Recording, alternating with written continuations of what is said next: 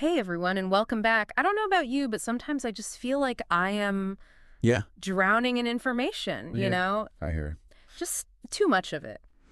So today we are going to try to cut through the noise it. and really get to the heart of things with a deep dive into Seneca's On the Shortness of Life. Great text. Yeah, it's a classic for a reason, and Let's do it. it's packed with timeless wisdom about how to really live a fulfilling life. And it's funny because we all complain about not having enough time, right? Yeah. But Seneca's whole premise is it's not really about the length of life, but about how we actually use it. Right. Right. So it's not about like living to be 100. It's about making the most of the time that we have. Exactly. It's about quality, not quantity. Exactly. Yeah. And Seneca really believed that a lot of people just squander their time Oh, yeah. on pointless pursuits. They get so preoccupied with things that ultimately don't matter. And he's not afraid to call us out on it, is he? Oh, no, he's very direct. He's got this great analogy. He compares a life full of meaningless busyness to a sailor who's just being tossed around by storms. Oh, wow. They might be at sea for a long time, Right. but they're not actually having a fulfilling journey. It's just this constant struggle. That's a good one. That's a really good one. Oh. So, like, what are some things Yeah. that you find yourself, Oh, getting preoccupied with? What are the things that are kind of... well, I think for a lot of us, Yeah. it's that constant feeling of like, we need to be doing more, Yes. Like there's always something else that we should be doing or could be doing. Checking off the list. Yeah, exactly. Yeah. And Seneca would say that's a trap. Oh, totally. He talks about that someday trap, right? Like, oh, I'll be happy when I retire, Or when I get that promotion, or when the kids are grown, yeah, exactly. And he would say that that kind of thinking is the biggest waste of life because it makes us lose sight of the present moment. And he's got that great line where he says, Oh, which one? you are arranging what lies in fortune's control and abandoning what lies in yours. So good. It's like he's saying, stop worrying about all the stuff you can't control Yeah. and start focusing on how you're actually using the time that you do have. Right. And it's so easy to get caught up in, you know, It is. planning for the future or dwelling on the past. Absolutely. We totally miss out on what's happening right now. It's like we're always living somewhere else but here. Yeah. And what's so wild is Seneca was ranting about these same distractions like almost 2,000 years ago. It's crazy, right? It's crazy. Like, imagine this. A world obsessed with lavish dinners, Oh, yeah. endless grooming routines, pointless gossip. Sound familiar? He could be describing our world today, Yeah. except maybe swap the togas for yoga pants. Right. And it's not just about, overindulgence or whatever. It's about this emptiness of a life that's driven by external validation and material possessions. Exactly. Like he tells this story about Apicius. Oh, yeah. Apicius. Tell that story. So Apicius was this Roman foodie. He was like the celebrity chef of his day, Okay. known for throwing these insane feasts, like the most expensive ingredients, the most extravagant displays. And then get this, Seneca says that Apicius actually poisoned himself Oh, what? rather than live on what he considered a measly 10 million sesterces, Oh, my gosh. which was an insane amount of money even back then. Wow. So he would rather die He would rather die than not be super rich? than not be able to maintain his lavish lifestyle. That is wild. It is. But it really highlights how, like, insatiable desire can never truly be satisfied. You Right. can always want more, have more, and still feel empty. Wow. So what are Yeah, what are some modern day Apicius traps that we fall into? I mean, it makes you think, doesn't it? it does. Like, are we chasing after things that will ultimately leave us feeling empty? Yeah. And what would Seneca say about our 21st century obsessions? Right. And he was a big believer that philosophy Oh, yeah. was the key to breaking free from all that. Absolutely. Philosophy as a way of life. And when he talks about philosophy, he doesn't mean we all need to Right. become academics or hermits or anything, right? No. It's about cultivating a certain mindset, Yeah. a way of approaching life Yeah. with wisdom and purpose.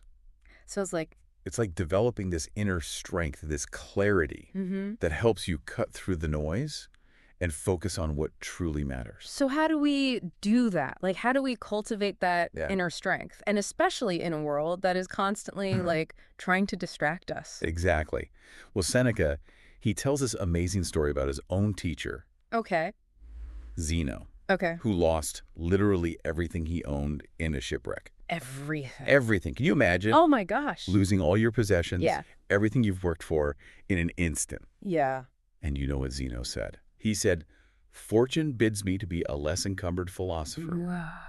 He saw the shipwreck not as a tragedy, Oh, wow. but as an opportunity to simplify his life and focus on what truly mattered. That is amazing. Talk about turning a negative That's into a positive. Have you ever Yeah. had like a setback in your life that actually led to something good? Absolutely. Sometimes it's in those moments of loss or challenge that we really discover Yeah. our true strength and resilience. Yeah.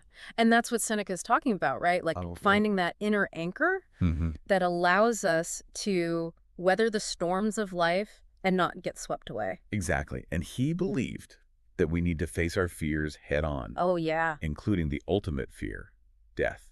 And he said we shouldn't be. He said we shouldn't be afraid of death, Okay. but understand it as a natural part of life. So how does that help us? Well, if we can really grasp that, Yeah. it can actually liberate us to live more fully in the present moment because we're not so consumed by worries about the future or regrets about the past. Right. We can just embrace the time we have right now. It's like if you truly believed you had nothing to lose, Right. how would you live differently? What would you dare to do? What would you stop putting off? Right. It's a powerful question. Yeah. And we are going to keep exploring that We are. in the next part of our deep dive. Even deeper. So stay tuned. Stay with us. So we are back and we are talking about Seneca. And, you know, Yeah. one of the things that really struck me is how he talks about all the ways we are preoccupied Brilliant. with stuff that doesn't really matter. Preoccupied. That's the word. Yeah. And we end up, rushing around like crazy. Constantly. And we never really start to just like be present and savor the moment. It's like we're always on to the next thing you know. Always chasing. Always chasing, yeah. Seneca gives this example of someone who is like always traveling. Yeah. But they never really experience any of the places they visit. Just rushing from one place to the next, checking things off a list. Yeah. And he says that is how a lot of us live our lives. It's true.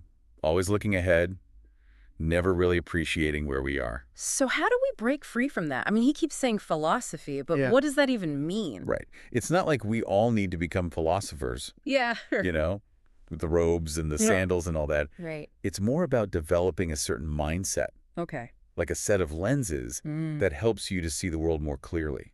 To cut through the noise. Exactly. To focus on what truly matters. It's interesting that he's writing all this to his friend. Paulinus. Yeah. Who was like a high-ranking Roman official. Right. He was a busy guy. Yeah. And Seneca is basically telling him like, hey, step back from all that. Yeah. Take some time for yourself. Take some time for philosophy, for reflection. Which seems kind of counterintuitive, right? Like Yeah, you would think. a guy like Seneca who had been in the thick of Roman politics would be all about power and ambition.